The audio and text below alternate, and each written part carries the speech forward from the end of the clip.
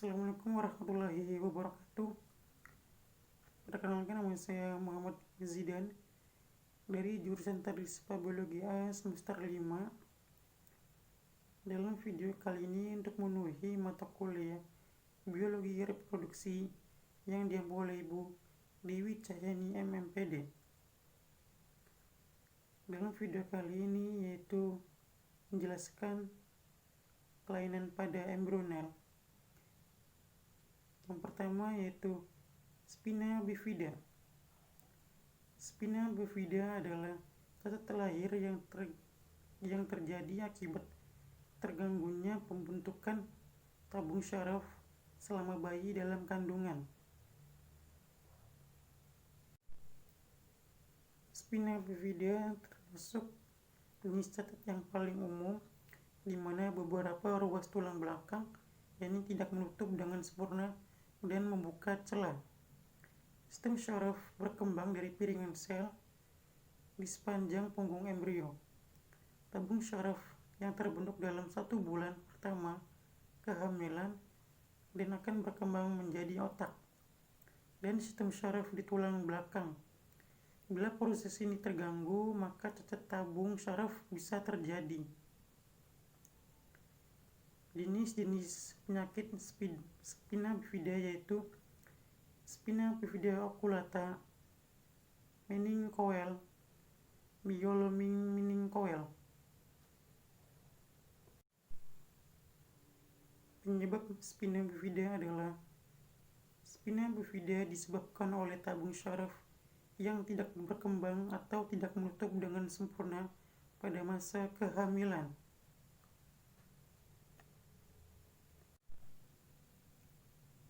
Faktor-faktor yang mempengaruhi spina bifida yaitu mengalami kekurangan asam folat, memiliki riwayat keluarga dengan spina bifida, memiliki riwayat mengonsumsi obat-obat terlarang, anti kejang seperti asam valproat, menderita obesitas dan diabetes, mengalami hipertermia dan pada minggu-minggu awal kehamilan pada si calon ibu tersebut.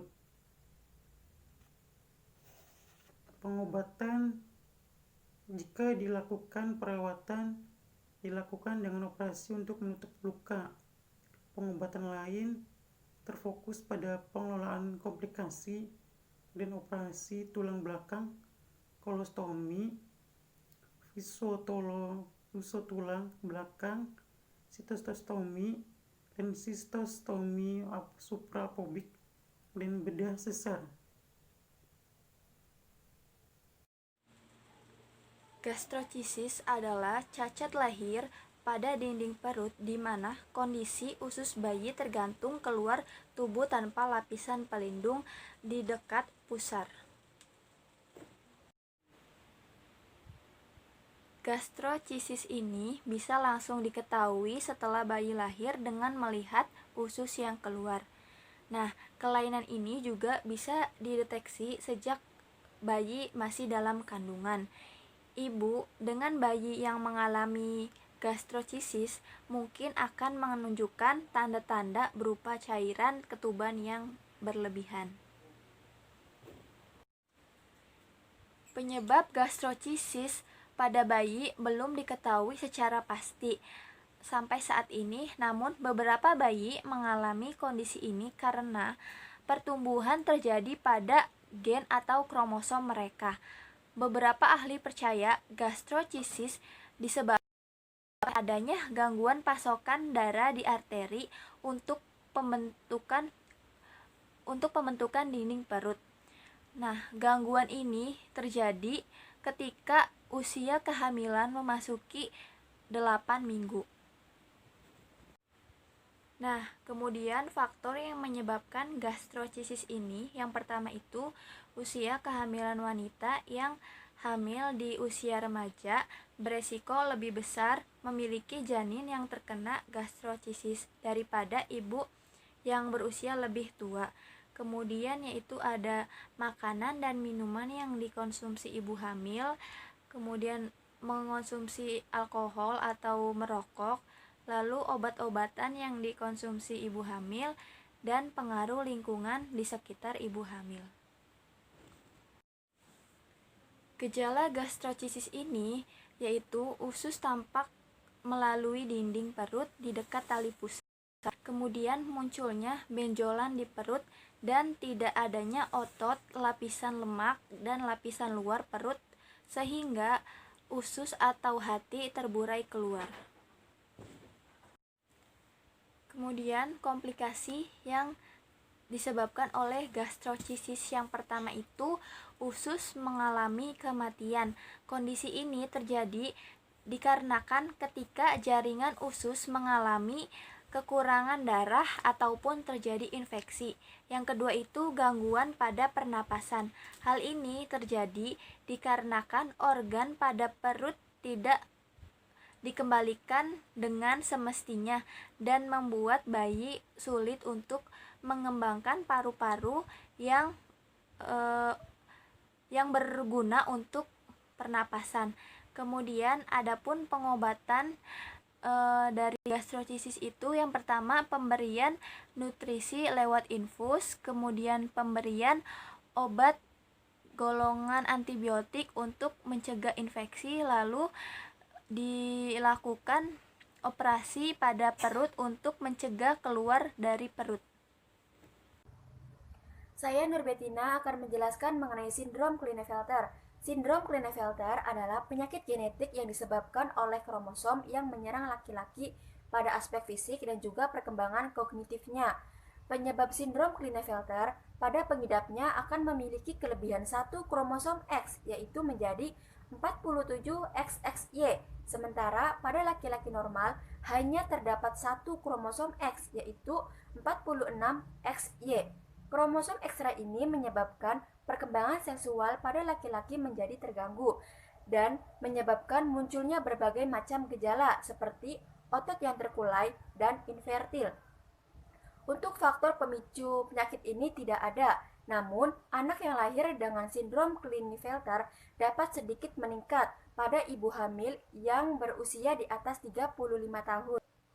Pengobatan sindrom Klinefelter dapat dilakukan dengan cara terapi penggantian testosteron, pengangkatan jaringan payudara, terapi bicara dan fisik, terapi fertilitas, dan konseling psikologis. Penyakit yang disebabkan oleh kelainan genetik seperti sindrom Klinefelter tidak dapat dicegah.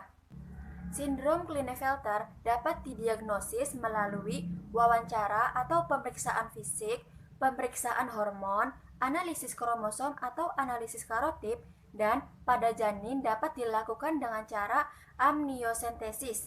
Bibir sumbing. Bibir sumbing merupakan kelainan berupa celah pada bibir atas. Celah ini bisa terjadi pada bagian langit-langit rongga mulut atau biasa disebut cleft palate, bisa juga pada bagian bibir saja atau biasa disebut cleft lip. Di beberapa kasus juga bisa terjadi pada kedua bagian. Namun, pada umumnya hampir separuh kasus bibir sumbing melibatkan celah pada bibir atas serta atap rongga mulut. Bibir sumbing dapat dideteksi sejak masa kehamilan atau dikenal dengan antenatal diagnosis. Proses pemeriksaan dilakukan dengan prosedur USG, baik USG 3 dimensi maupun 4 dimensi. Penyebab bibir sumbing yang pertama, selama hamil sering terpapar asap rokok baik sebagai perokok pasif maupun aktif. Kedua, mengalami obesitas saat hamil. Dan ketiga, memiliki kebiasaan mengkonsumsi minuman beralkohol selama hamil.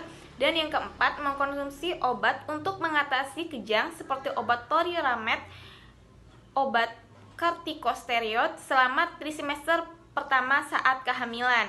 Dan yang kelima, mengalami diabetes sebelum hamil. Dan yang keenam, mengalami kekurangan asam folat selama hamil. Gejala pada bibir sumbing yang pertama, adanya celah di bibir bagian atas atau di langit-langit mulut yang bisa terjadi di salah satu sisi atau di kedua sisi. Dan yang kedua, adanya celah yang terlihat seperti seberapa kecil dan bibir ke gusi, atas dan langit mulut hingga ke bawah hidung. Dan yang ketiga, adanya celah pada langit-langit mulut yang tidak mempengaruhi tampilan wajah.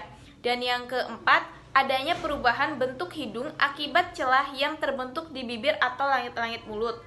Dan yang kelima, adanya gangguan pertumbuhan gigi, susunan gigi yang tidak teratur. Diagnosis bibir sumbing. Bibir sumbing bisa diketahui saat bayi lahir selama 72 jam setelahnya. Saat bayi mengalami bibir sumbing, dokter akan menanyakan riwayat kesehatan ibu dan keluarga, termasuk ada tidaknya riwayat mengkonsumsi obat atau suplemen selama kehamilan. Setelah itu, dokter akan melakukan pemeriksaan pada wajah anak termasuk mulut, hidung, dan langit-langit mulut. Pengobatan bibir sumbing bertujuan untuk memperbaiki kemampuan makan dan minum anak, memaksimalkan kemampuan bicara dan mendengar, serta memperbaiki tampilan wajah. Bibir sumbing bisa ditangani dengan melakukan beberapa kali operasi. Hal ini tergantung pada luas dan lebar dari sumbing yang dialami oleh anak tersebut. Operasi pertama biasanya anak dilakukan saat bayi, biasanya berusia 3 bulan. Saya Mariana Marhana Octavianri akan menjelaskan mengenai kelainan perkembangan embrio yang berupa achondroplasia. Achondroplasia adalah suatu kelainan atau cacat lahir pada bayi ketika tulang rawan tidak berkembang dengan sempurna. Achondroplasia ini juga merupakan suatu kelainan genetik langka pada tulang yang didapat dengan cara diwariskan. Penderita achondroplasia memiliki ukuran tulang dada yang normal, tetapi ukuran lengan dan tungkainya pendek sehingga menyebabkan penderita memiliki tubuh kerdil. Penyebab dari achondroplasia ini yaitu adanya mutasi genetik atau perubahan di dalam gen yang terjadi saat proses pembentukan sel telur dan sel sperma. Mutasi gen yang terlibat pada gangguan ini adalah FGFR3 yang terlibat dalam proses perkembangan jaringan tulang dan otak dengan memberikan perintah untuk membuat protein, yaitu gejala dari kelainan achondroplasia. Yang pertama, ukuran lengan, tungkai, dan jari yang pendek. Yang kedua, ukuran kepala lebih besar dengan dahi yang menonjol. Yang ketiga, gigi yang tidak sejajar dan berdempetan. Yang keempat, mengalami kelainan bentuk tulang belakang, bisa dalam bentuk lordosis maupun kiposis. Yang kelima itu kanal tulang belakang sempit. Yang keenam, tungkai berbentuk O. Yang ketujuh, telapak kaki yang pendek dan lebar. Dan yang kedelapan, tonus atau kekuatan otot yang lemah. Pengobatan dari penyakit achondroplasia ini yaitu yang pertama bisa dengan melakukan medical check up yang meliputi pengukuran rasio tubuh bagian atas dan bawah serta berat badan penderita. Yang kedua bisa dengan terapi hormon untuk meningkatkan pertumbuhan tulang. Yang ketiga dengan perawatan gigi yang dilakukan untuk memperbaiki struktur gigi yang bertumpuk akibat achondroplasia. Yang keempat itu bisa dengan pemberian antibiotik. Yang kelima bisa dengan pemberian obat anti radang, dan yang keenam bisa dilakukan dengan operasi. Bahasan selanjutnya yaitu mengenai diagnosis achondroplasia dan komplikasi achondroplasia. Achondroplasia dapat didiagnosis sejak bayi, lebih tepatnya ketika bayi baru dilahirkan yaitu dengan cara tes DNA atau masih dalam kandungan yaitu dengan cara USG dan deteksi mutasi gen FGFR3.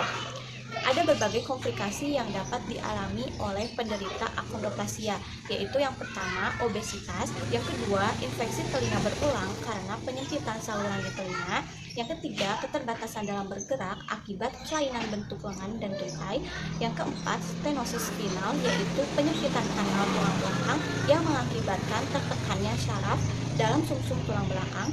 Yang kelima yaitu ada hidrosefalus, penumpukan cairan di rongga ventrikel dalam otak, dan yang keenam yaitu yang terakhir sleep apnea yaitu kondisi munculnya ritme henti napas saat tidur.